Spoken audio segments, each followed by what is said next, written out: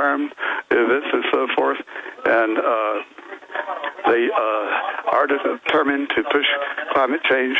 There's more, let's see, scan through notes here, but they're doing more propaganda on alleged climate change even as we speak. And a consumer note, of course, British Petroleum is, and all the Shell and the other big international oil companies have long been Bilderberg luminaries, and they are competitors, but they're still a brotherhood. So they have agreed to allow Obama to be outraged and talk about criminal procedures against BP, but he's also referred to as one of our brothers among the oil industry, which has long been heavily represented. So it's going to be a bunch of talk like the AIG charges they've now dropped in the Goldman Sachs, much ado about nothing, putting on a show. What about oil prices? What about the dollar? I mean, it sounds like from your past reportage, they're going from being in control and planning the future to just trying to maintain control. They're trying to maintain control. Now, their plan is for the gas prices go down and be nice and cheap this summer. In the months ahead, they're to go up to $4 a gallon, starting probably around November, some such time. They're saying that we have to do some pacification here, but then that's why they still maintain production of oil at only 80%, not 100% of easy capacity. So for every 100 barrels that could be produced today, only 80 barrels are being produced to generate a future shortage. There's no shortage at the moment. Yeah, they're creating artificial scarcity. Jim, such precious time with you. What does this mean? I mean, how big is this that quite a few members, and do you have any intel on basic numbers? I mean, what percentage? 10%, 20%? I mean, this is obviously a crisis if they can't get their luminaries there. You want to roll down list of confirmed participants so far? Well, I mean, any notables? We know who the regulars are, but is there any notable politician being groomed, like Mr. Cameron, who was groomed a few years ago? Let's see. We know that Gessner was to be in South Korea for the G20 Friday and Saturday. He may show up on Sunday or Monday, but nevertheless, Larry Summers will be there, now an advisor to your president. Let's see, do you need more names of... No, that's fine. Let me shift gears again. What about Iran? Anything about Iran? Israel's got nuke subs. They're saying they may attack. You've had the attack on the flotilla. The Israel-Iran flotilla. Anything on that? Yes, on the flotilla thing,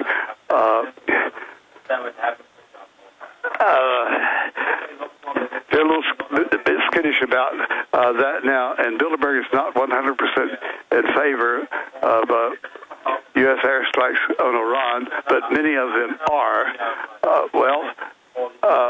Wars generate money. No matter what the war, good guys, bad guys, or whatever, in all of our wars, we've had profiteering scandals on both sides. In most wars, there's no all white hats against all black hats. But in World War II, during the American Civil War, you had price gouging on war profiteering on both sides. Sure, so they finance both sides. So I mean, is it leaning towards war or against it? It's leaning toward war, but Bilderberg is not 100% in favor. Some in Europe say, no, we shouldn't do it. But most of them are in favor of American airstrikes against Iran and whimpering that Iran's got these massive nuclear weapons. They threaten Israel. Well, Israel's had nuclear weapons since 1962. First revealed by longtime Bilderberger, the late George Ball, in the Washington Post op-ed thing way back in the 60s. And he's announced that Israel does have nuclear weapons, and there's some speculation that the assassination of President Kennedy may in some way reflect the fact that Kennedy was pressuring Israel to disarm. Israel has never joined the Non-Proliferation Treaty. They do not admit nor deny that they have nuclear weapons. Okay, but to be clear, I mean, you in 2002, you said Donald Graham of the Washington Post was there. He lied and said the attack would be in 02. You said March of 03, a year before. You were right with precision, more than a year before. Because last year and the year before, you said Iran was not on the burner. You're saying they are close to green lighting? I mean, be specific, Jim. This is big from your Bilderberg sources. You're saying they are moving towards green lighting, or it has been green lighted? They're tilting heavily toward green lighting U.S. attack on Iran. They're not 100% in agreement, but the majority of the Bilderberg kids favor U.S. airstrikes on Iran.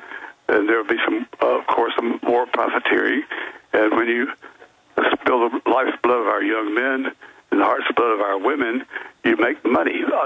These are. Well, plus, isn't that a political diversion during their banking looting?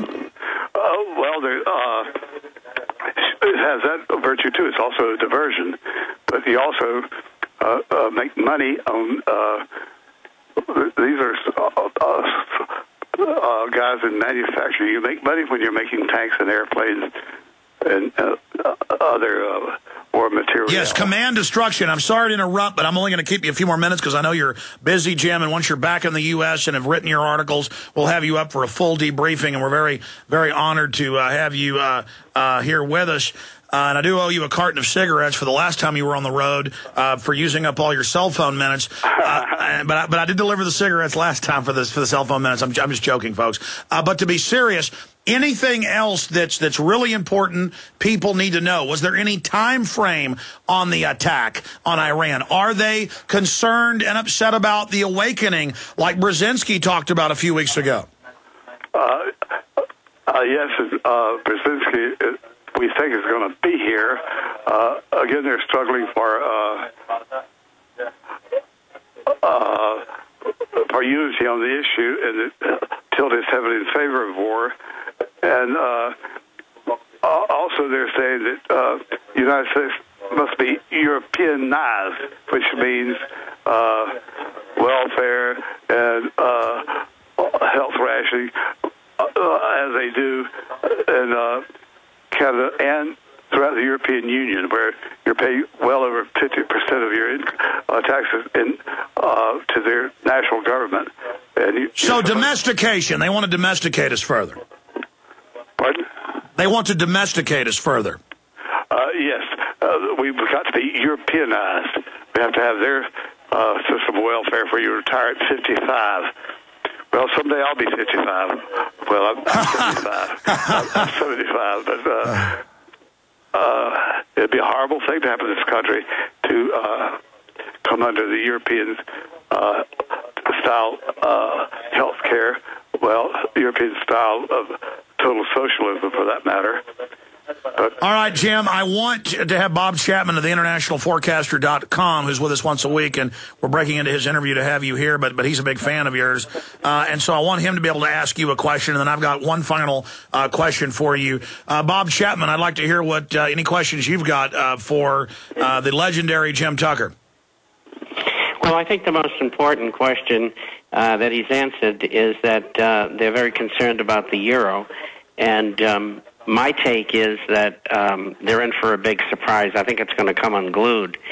We had discussed earlier, before Jim came on, about the possibility of an event being created with the Israeli incident in regard to the Gaza aid ships. And it could be the catalyst. And as Jim said, the majority is in favor of going into Iran. And if Brzezinski gets there, he'll be howling to go into Iran. Don't you think so, Jim? Yes, most definitely.